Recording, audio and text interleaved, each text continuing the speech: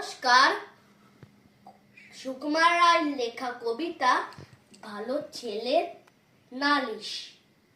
মা গো, প্রসন্নটা দুষ্ট এমন, খাচ্ছিলে সে পরোটা, গুড় মাখিয়ে আরাম করে বসে। আমায় দেখে একটা দিল, নয়কো তাও বড়টা। দুইখানা সে আপনি খেলো কষে।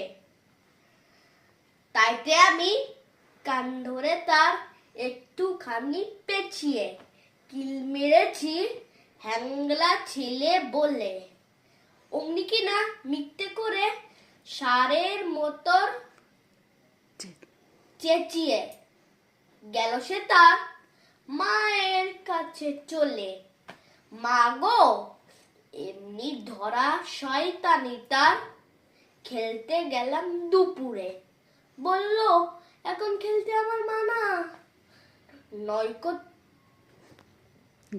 ঘন্টাখানেক পরিয়ে দেখি দিব্যি ছাতের উপরে ওড়াচ্ছে তার সবুজ ঘুড়ি খানা।